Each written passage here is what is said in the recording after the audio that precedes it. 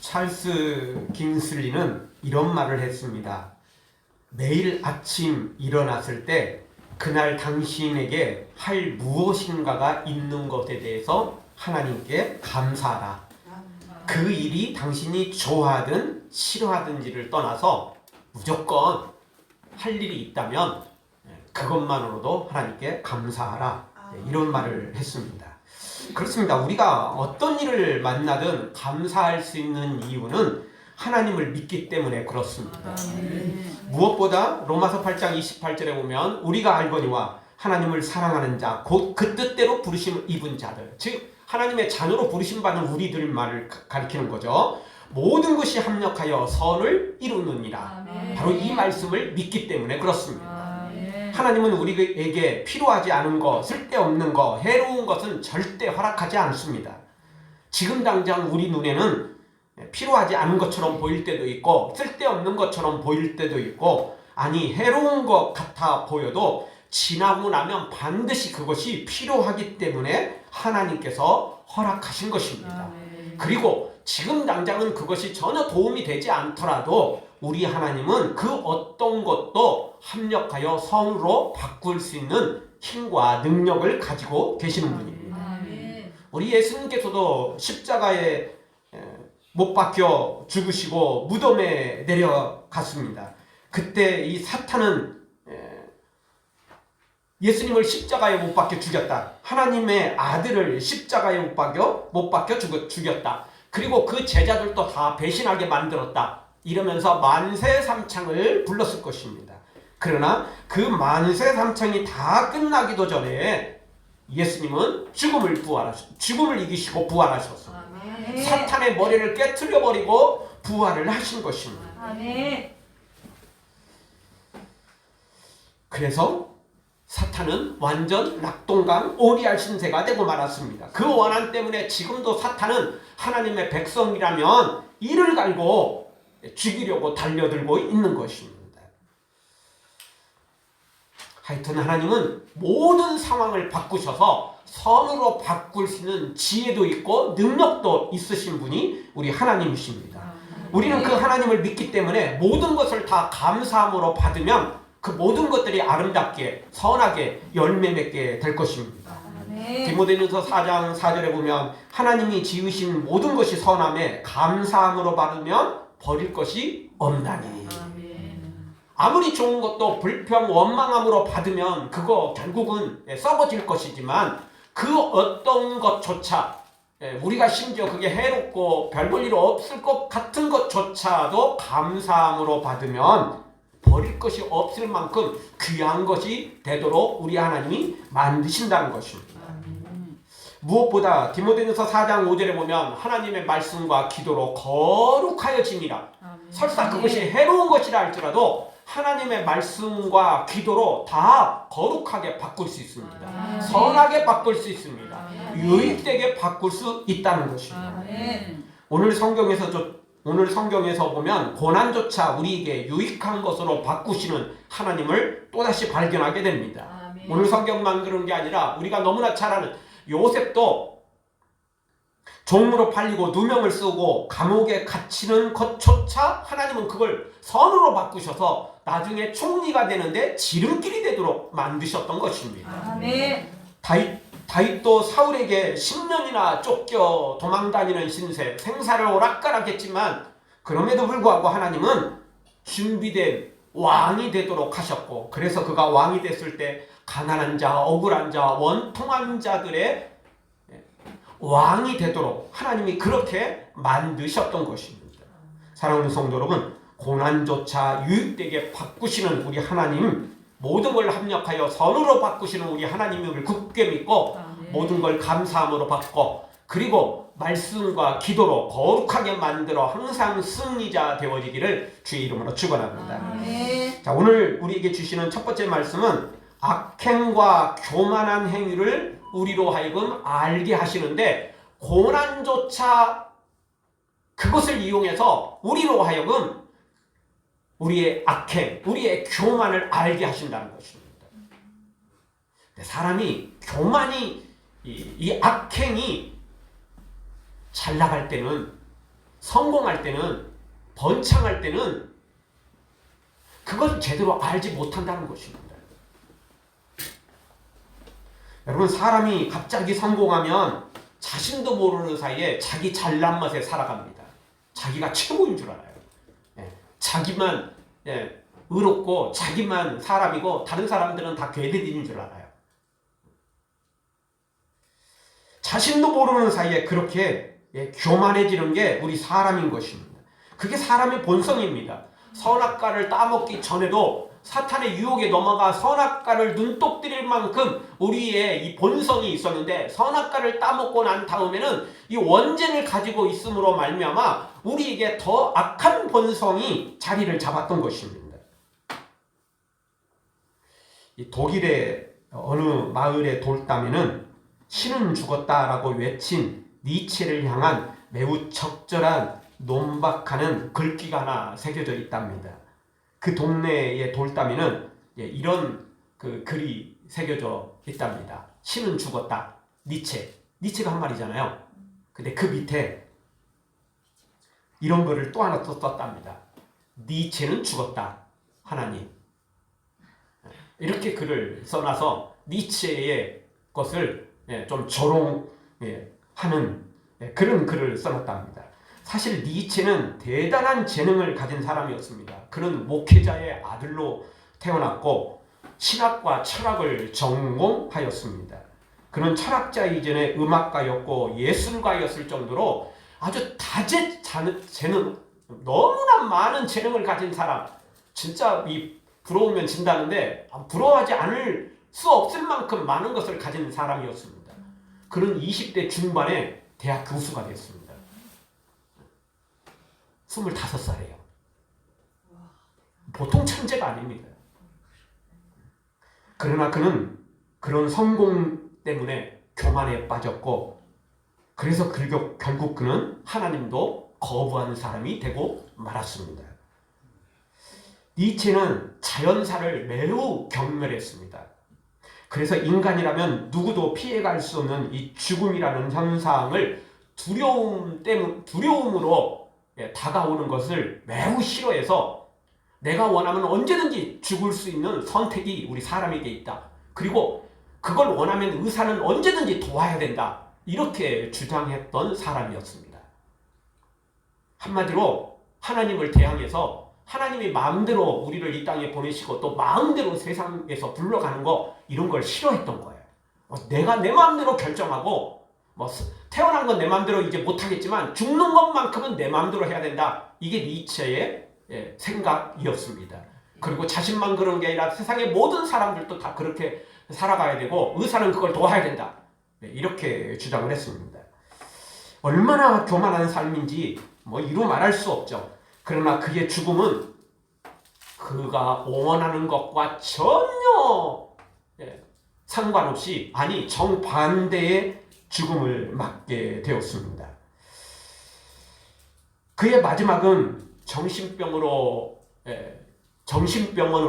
결국 옮겨져 갔고, 그는 차마 글로 옮기기도 비참한 치매 증상이 나타나서 그렇게 정말 너무나 사람답지 못한 비참한 행동들을 해가면서 완전 동물과 같은 치매와 정신병에 10년 동안이나 정신병원에서 그렇게 비참한 삶을 살다가 56세의 나이로 파란만장한 인생을 끝내고 말았습니다. 그는 20대 중반에 대학 교수가 되고 모든 사람들로부터 존경받고, 그래서 그 당시로는 하나님도 자기가 죽일 만큼 신은 죽었다 이렇게 외칠 만큼 대단한 뭔가를 가지고 있는 것 같았지만, 그는 정신병 앞에, 치매 앞에 아무것도 할 수 없을 만큼, 그래서 비참하게 삶을 마감하고야 말았던 것입니다. 한마디로 니체는 자기 잘난 것에 살다가 결국 하나님을 끝까지 대적하고 말았던 것입니다. 그가 그 성공 중에 하나님을 찬양하며 하나님을 위해서 일했더라면, 아니 나중에 그가 고난을 만났을 때 그 교만 중에 자신의 교만을 깨닫고 하나님 앞에 겸손히 엎드렸더라면, 다니엘서에 보면 이 바벨론 왕 느부갓네살이 어느 날 갑자기 정신병에 걸립니다.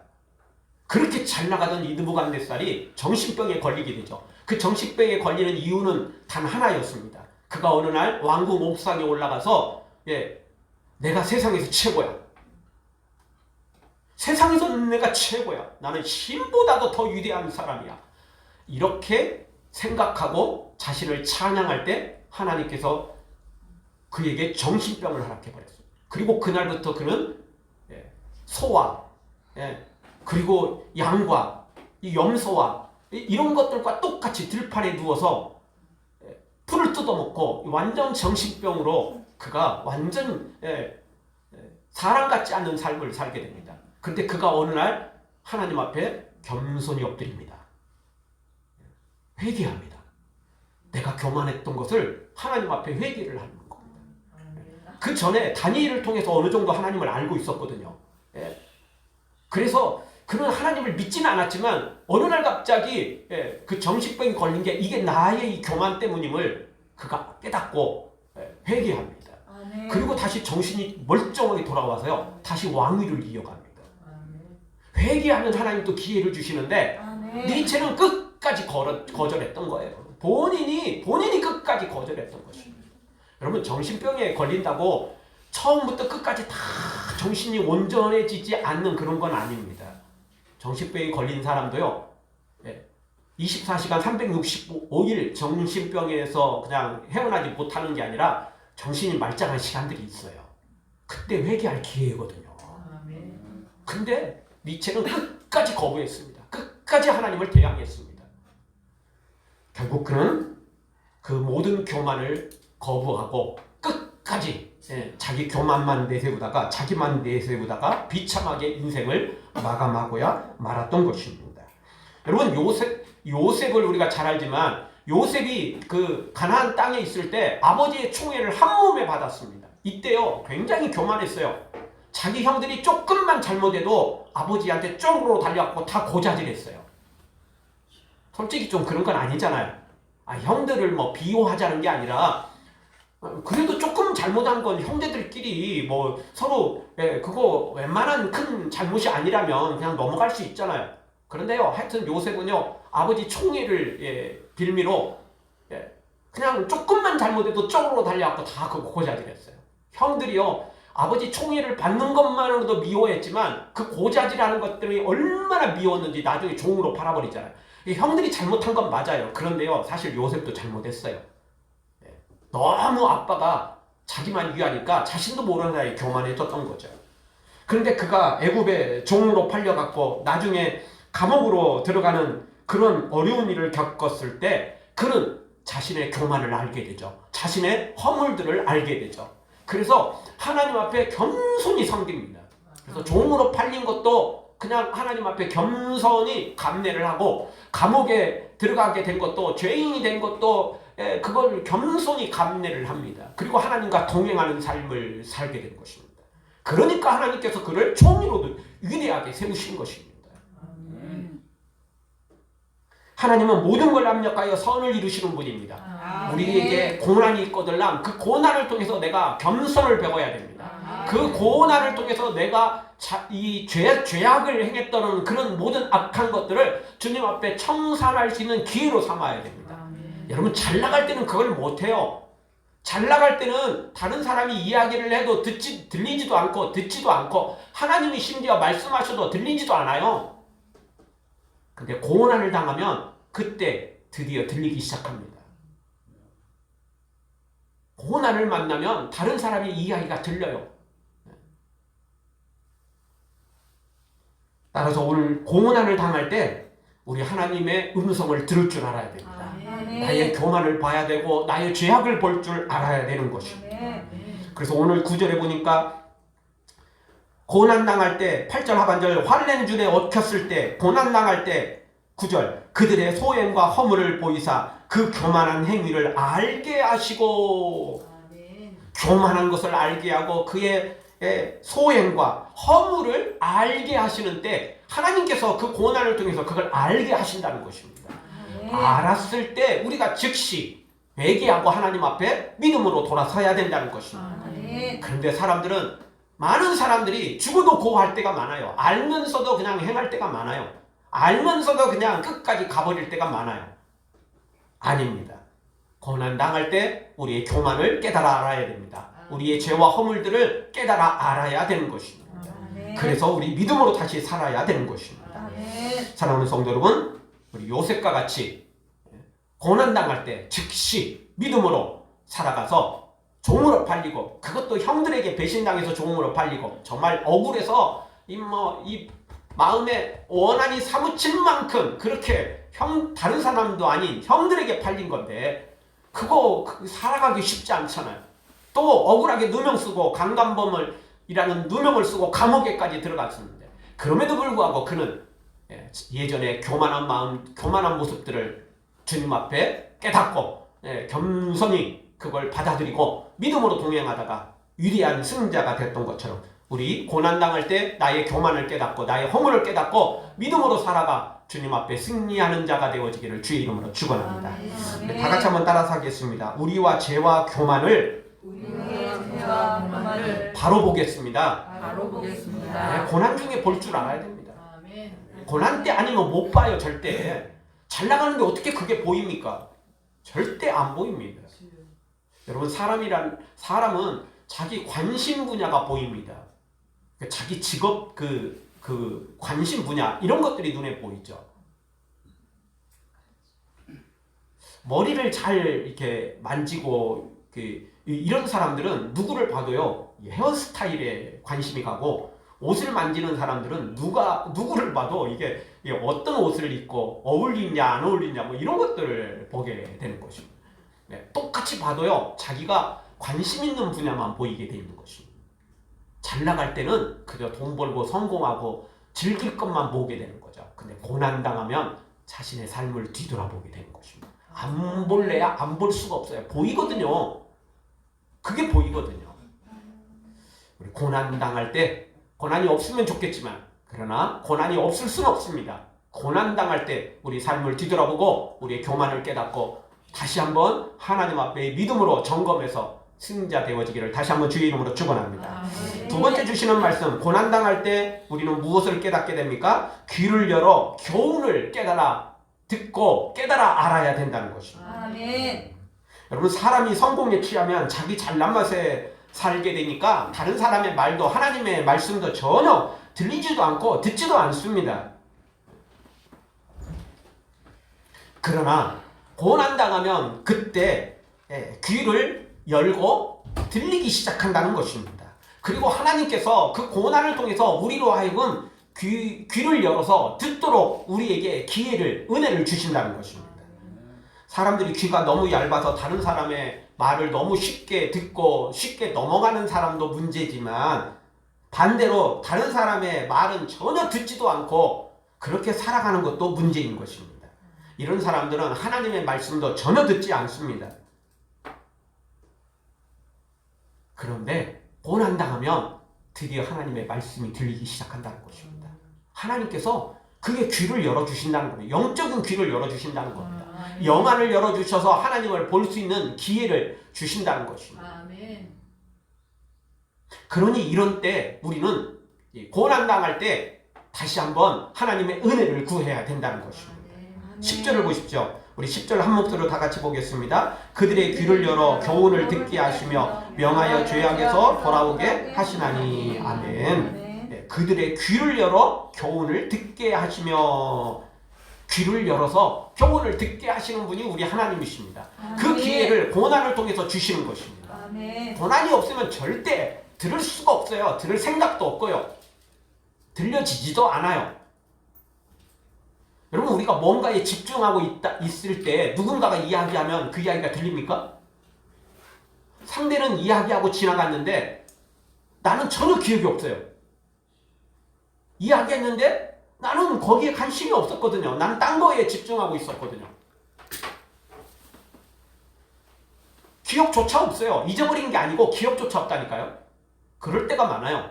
그리고 설사 그걸 들었다 할지라도 뭔가에 집중하다 보면 금방 잊어버려요. 또 그러니까 들렸어도 잊어버리고, 들리지도 않는 경우가 더 많고, 우리 인생에 내가 잘 먹고 잘 살고 그냥 성공할 때는요, 하나님이 말씀을 전해줘도, 선지자가 와서 말씀을 전해줘도, 전도자가 말씀을 전해줘도 들리지도 않고, 들었다 해도 금방 잊어버린다고요. 관심도 없어요. 제가 초등학교 때 저 교회가 있는지도 몰랐고 교회라는 것 자체도 몰랐습니다. 근데 제가 중학교 1학년 때 교회를 나가고 난 다음에 그때 생각나는 게 하나 있었습니다. 아, 성경학교 때 그 성경학교 선생님들과 친구들이, 학생들이 동네를 돌아다니면서 북을 치면서 전도했던 게 생각나더라고요. 근데 제가 교회를 다니기 전까지는요, 교회라는 것 자체를 몰랐어요. 교회가 어디 있는지도 몰랐고, 교회라는 게 뭔지도 몰랐어요. 근데 교회 딱 가고 나니까, 아, 예전에 성경학교 때 내가 전도받은 기억이 나더라고요. 그때사 기억이 나요. 그 전에 분명히 그걸, 전도를 받았는데, 듣긴 들었겠죠. 그러니까 나중에 기억난 거죠. 근데 그때까지 기억이 없었던 거예요. 고난을 만날 때 드디어 예전에 누군가가 나에게 전해줬던 복음이 생각나고, 누군가가 전해줬던 천국의 하나님의 능력의, 하나님의 기적의 소식들이 드디어 들려지더라는 겁니다. 그러니 성경은 때를 얻든지 못 얻든지 복음을 전하라고 우리에게 말씀해 주는 겁니다.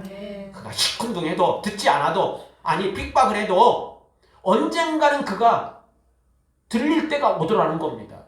하나님을 기억할 때가 다시 또 온다는 것입니다. 이번 주 지난 금요일에도 우리가 그 영상을, 우리가 이 간증을 이렇게 금요일에 잠깐 이렇게 우리가 보았었는데, 전도지 갖다 주어도 그냥 처음에는 거부하다가 나중에는 막 그 찢어버리고 막 발로 입게버리고 막 1년 동안 뭐 그렇게 거부하다가 어느 날 갑자기 이거 뭐 본 책도 사서 읽을 정도인데 뭐 이거 하나 읽는다고 뭐 크게 뭐 문제 있겠어. 그래서 그거 딱 폈는데 막 글자가 살아 움직이더라는 거 아니겠어요? 그래서 드디어 하나님을 만나버린 거 아닙니까? 그거 어떻게 될지 모르는 거예요. 우리 미래는 어떻게 될지 모르는 겁니다. 근데 특별히 고난 중에 있을 때, 그때 하나님을 만날 수 있는 놀라운 이런 기회가 생기더라는 겁니다. 들려지고 보여지는 은혜가 생기더라는 것입니다. 우리 모두 다 고난 중에 있을 때 귀를 열어 하나님의 음성을 듣고 우리의 영안이 열려서 하나님의 그 영광을 볼 수 있는 놀라운 은혜가 있기를 주의 이름으로 축원합니다. 다시 한번 따라서 하겠습니다. 고난 중에 영적 귀가 열려 하나님의 말씀을 듣겠습니다. 고난 중에만 들을 수 있어요. 잘 나갈 때 못 듣습니다. 들어도 시큰둥한 거예요. 들어도 한 귀로 듣고 한 귀로 흘러버리는 것입니다. 그러나 고난 중에는 하나님의 말씀이 들리게 돼 있다는 겁니다. 이때 잡을 줄 알아야 됩니다. 이때 또 놓치면 기회 완전히 놓치는 겁니다. 그러면 니체 같은 삶을 살게 됩니다. 세상적으로는 뭐 니체, 여러분 그렇게 비참한 삶으로 마감했다는 걸 아는 사람들이 몇 사람이나 될까요?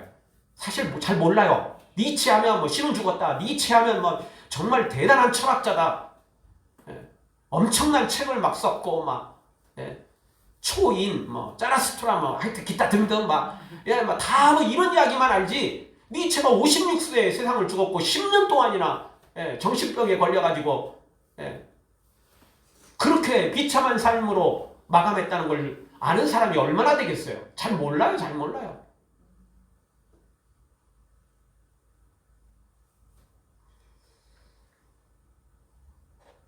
우리의 삶은 그저 잘 나갈 때만 드러낸다고 그것만 있는 건 아닙니다.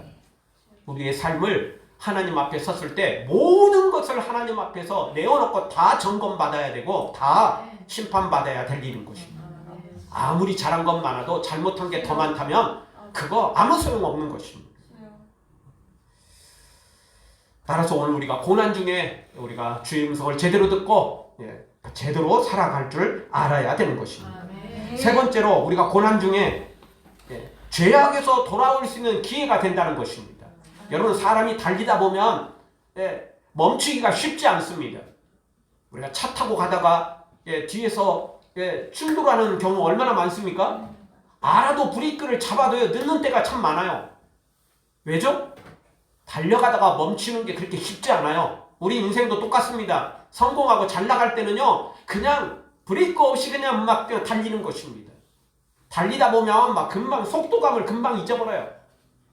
100km 막 110km, 120km, 130km 막 고속도로 달리다 보면요 정말 막 나도 이게 규정속도 이게 보통 110 막 이렇게 달릴 때가 있는데 그냥 내 옆을 슝 하고 달려가는 그런 차들도 의외로 많아요. 그거 그 정도 달려갈 정도면 최소 150, 160 막 이렇게 진짜 달리는 사람 무서운 사람들도 있어요. 그렇게 달려가는데 멈추기가 쉽지 않은 것입니다. 멈춘다고 해도 브레이크를 잘 밟아도요 그거 멈춰지질 않는 것이 그게 자동차이고 그게 우리 인생인 것입니다. 내 마음대로 아무 때나 멈추고 싶어서 멈추고 출발한다고 또 출발되는 게 우리 인생이 아닌 것입니다. 네. 내 인생이 출발하고 싶어도 안 될 때가 있고 브레이크를 잡고 싶어도 안 잡혀질 때가 있는 거예요. 아멘. 그런데 강제로 고난을 당하면 강제로 멈춰지게 돼요. 질병에 걸리면 강제로 멈춰지게 돼요. 아멘. 큰 환난이 닥치면 강제로 멈춰지게 되죠. 근데 이런 때 한번 우리 자신을 점검할 수 있는 기회가 되는 것입니다. 아멘. 그럴 때 다시 우리 인생을 뒤돌아서서 바르게 살 수 있는 기회가 생기는 것입니다. 아멘. 10절 하반절 죄악에서 돌아오게 하시나니 아멘. 고난 당할 때 이 죄악에서 돌이킬 수 있는 중요한 기회가 되는 아니 어떻게 보면 마지막 기회가 될 수 있는 것입니다. 똑같은 고난을 만났지만 가룟 유다는 자기가 잘못한 걸 알면서도 돈만 던지고 와버립니다. 자신이 받았던 돈이 있잖아요. 근데 제사장들이 돈 갖다 줬더니 그 사람도 안 받아요. 야 너처럼 더러운 돈을 받은 놈 내가 다시 돌려받는 것도 야 내가 부끄럽다 야 이러면서 돈을 안 받아요. 그러니까 가룟 유다가 그냥 그걸 던지고 와버렸죠. 그리고 와서 어떻게 합니까? 너무 괴로우니까 양심의 가책이 너무 크니까 목을 매달고 자살하고 인생을 끝내버리죠. 그는 하나님 앞에 회개할 기회를 놓치고 그냥 스스로 자신의 인생을 그냥 마치고 말았던 것입니다. 그러나 베드로는 하나님 앞에 돌아와 철저히 회개하고 눈물로 회개하고 그리고 새로운 인생을 살아갑니다. 아멘. 여러분 고난이 닥치면 자기 스스로든 또는 하나님께서 강제로 하시든 그냥 멈춰지게 돼 있어요. 브레이크를 밟게 되는 거예요. 아니 내가 브레이크를 안 밟고 그냥 엑셀을 밟아서 더 가고 싶어도 갈 수가 없는 거예요. 고난이 닥치면 갈 수가 없는 거죠. 엔진이 고장났든 문제가 생긴 거니까. 그런 때 우리가 뒤돌아설 수 있는 좋은 기회라는 겁니다. 그때 제대로 뒤돌아서야 됩니다. 가룟 유다처럼 그냥 양심의 가책 받은 것으로 그걸로 그냥 후회로 끝내버리면 아무 소용없습니다. 유익되지 않습니다.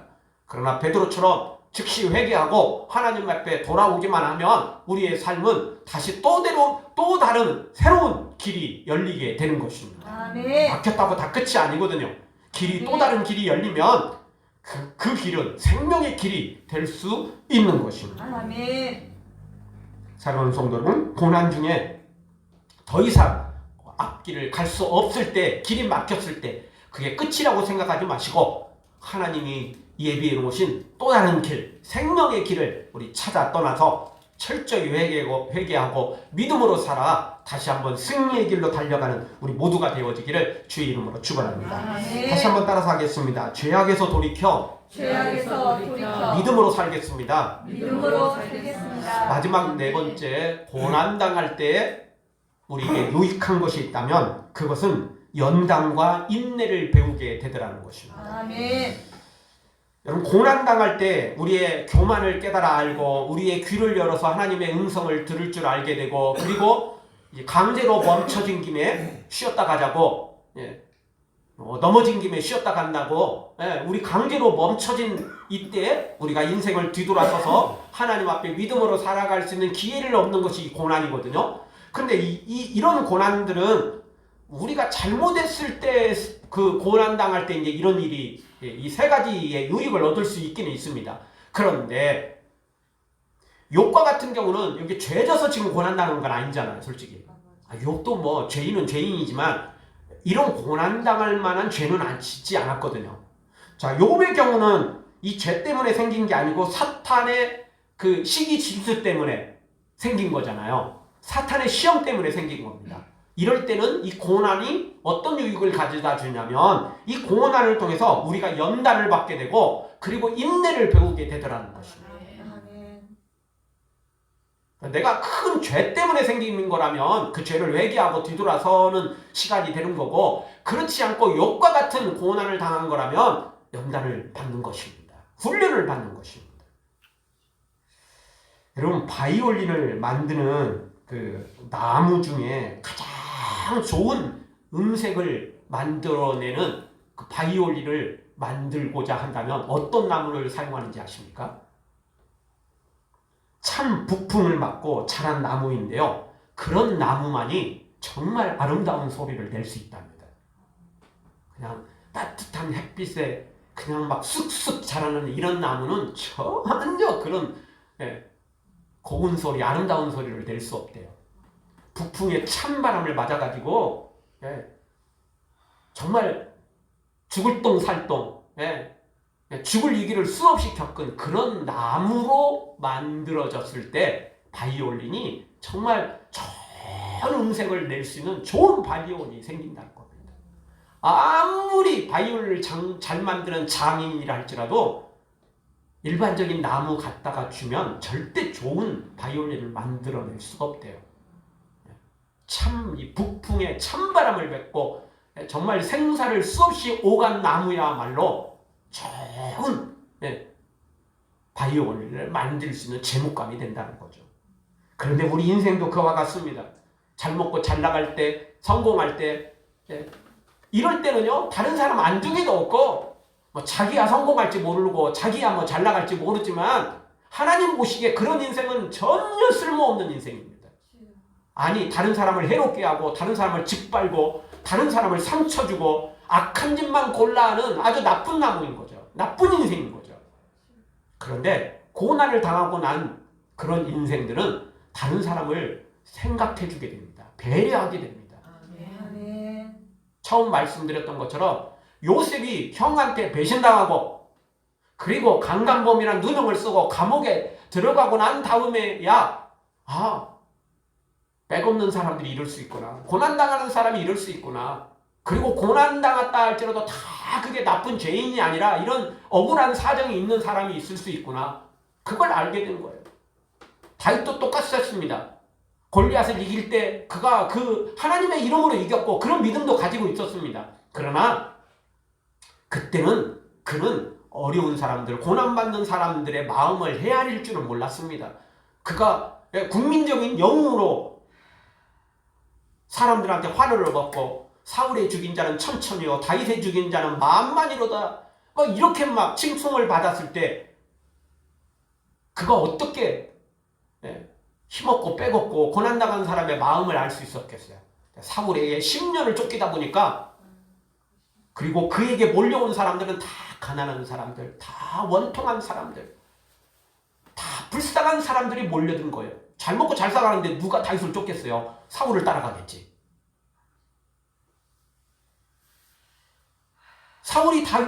다윗이 사울에게 쫓기며 그 원통한 일을 당하고 있는 걸 보고 다윗과 같은 사람이라면 나를 외면하지 않을 거야.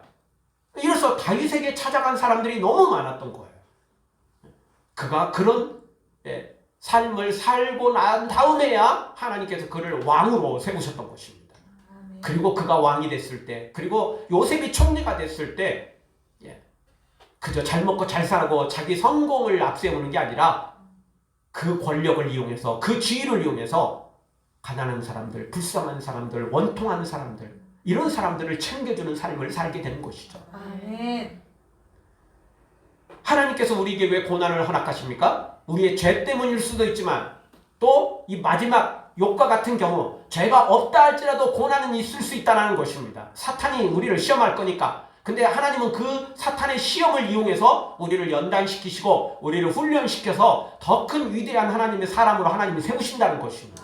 하나님은 네. 모든 걸 합력하여 선으로 바꾸시는 분이기 때문에 그렇습니다. 아멘. 그러니 그 어떤 것도 우리는 감사함으로 받으면 되는 것입니다.